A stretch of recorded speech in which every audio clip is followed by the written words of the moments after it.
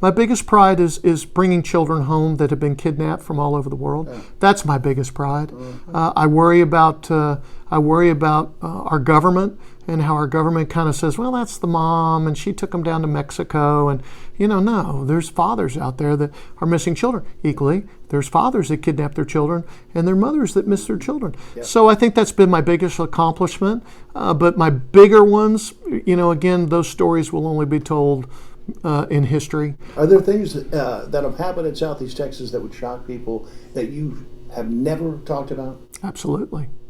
There are things at some of these plants, some of the security procedures and some of the security breaches. There are, everybody likes to talk about terrorism. As you know, we have government contracts. We work under the government guidelines sometimes, especially in the personal protection business. How we bring corporate executives in and how they have to live in the bubble, what we call the bubble. They have to have protection around them at all times.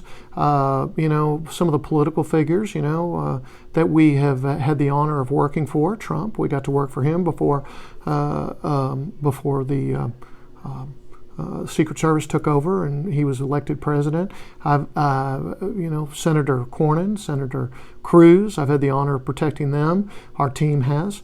So these are the stories that will never be told. All the citizens see is, the lapel pins and little IFBs in people's ears, and they don't know who they are or who they come from. We have the greatest honor of training with the United States government and some of these folks and learning from some of these guys. Right when you think you're the smartest man in the room, you end up finding out you're not the smartest man in the room, and we've had the honor of training with these folks. What was the most dangerous thing that you had been in while in an investigative mode? Wait, let's take a break. We'll talk about that in just a moment.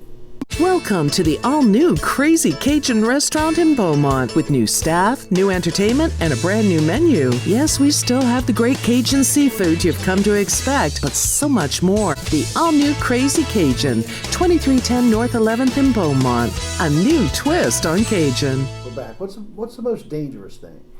Well, the most dangerous thing was probably Katrina, when we had to come in and we had to go in what we call in the business level 1. Where we took fire from citizens out there, and we had to return fire. Mm-hmm. I remember sitting on Interstate 10, laying down on Interstate 10. Actually, I'm not going to lie, and listening to the what we call the bees fly over us, the bullets. Yeah, because you're dodging bullets. Yeah, we're dodging bullets, and then telling my team, okay, repel fire. And I thought to myself, I just gave the order to repel fire against fellow citizens and fellow Americans, and that was a pretty scary situation. Also, when the storms came through here in Port Arthur, we do critical infrastructure work. We bring in a lot of the contractors, AT&T, Sprint, those sort of things, to get the cell towers up, because that's how people communicate, 1. 2, that's how police departments communicate. Mm-hmm. And 3, a lot of people don't know that the radio frequencies now are up in the 800 and 900 systems, and that's how governments communicate.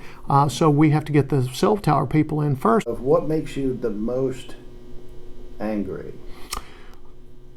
I think the citizens and how they look at law enforcement. We're quasi-law enforcement. We're commissioned personal protection officers in the state of Texas.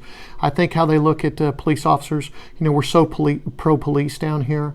They have a hard job to do. I wouldn't do their job, nor could I do their job.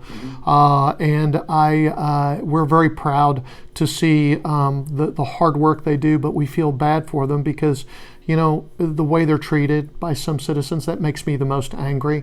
They're out there doing a job just like you and I do, and they're out there working very, very hard to try to make a living for their family and keep people safe. And I think that's one of the things that we forget in this country. Can Philip Klein be a complete pain in the neck when we come back? Attention business owners, listen, navigating the health insurance world can be very challenging. Let it be simple with my friends here at Insure Life. Let us make health insurance shopping for your employees simple. Give us a call at 409-313-6313. A pain in the neck. I think some rabble rouser. I think some political officials have, but I'm not going to sugarcoat it. What they call me an equal opportunity basher. I think I am an equal opportunity basher. I think I don't care if you're Republican, Democrat, Independent, boy, girl, half boy, girl, I don't care what you are. If you do something that's politically stupid, number one. Number two, or if you do something to hurt the taxpayers, I'm going to call you out. Now, what does that mean for you? You know, the area media is so close-knit. Will it, you know, that I've said this before and I'll say it again, that's been the death of newspapers. I think the death of newspapers is they're so worried about advertising because that's how they get their revenue stream. Okay, and they have this revenue stream coming in, and if they report this big story on a corrupt political official, somebody that knows somebody else that knows somebody else in a small community, being Jefferson County, Texas, or the 5 county areas, they'll cut off the revenue stream. And if they cut off the revenue stream, they'll hurt. And that's what you're seeing today. You know, I think that that's been the downfall of newspapers. So when I made the decision, because, you know, I can make a lot of money on the Southeast Texas Political Review, but I made a conscious decision that rather than it be Philip Klein revenue stream, okay, that I wanted to make it something that I could give back to the community what the community's given to me. You know, I always tell this story in speeches I give around the United States, is that when I left for college for Texas Tech University, go Tech, when I left, guns up, baby. When I left, my little Ford Pinto was packed to the gills, and I was going to Texas Tech, and I was 18 years old, and my father was standing out on the driveway, and he said 2 things to me. He said, "Always leave a place better than you found it." It was very profound to me. Yeah. And the second thing was, always do the right thing. And I really feel with the Southeast Texas Political Review that we've done the right thing. We've been sued, I can't tell you how many times. Well, always? Oh, you've always? Always, yeah. If we've messed up, we'll say we mess up. Have you ever knowingly sent something in the review that was not true? No, never. Never from the information that we were given in the documents that we Made back up. mistakes before, but Absolutely, Right. absolutely. Let me tell you something else. That's the other thing that I've done, is that when I've made a mistake, I've done something different. Rather than put it on page 26 at the bottom saying, "Oops, there's errors," I put it on the front page and I say, "We screwed up."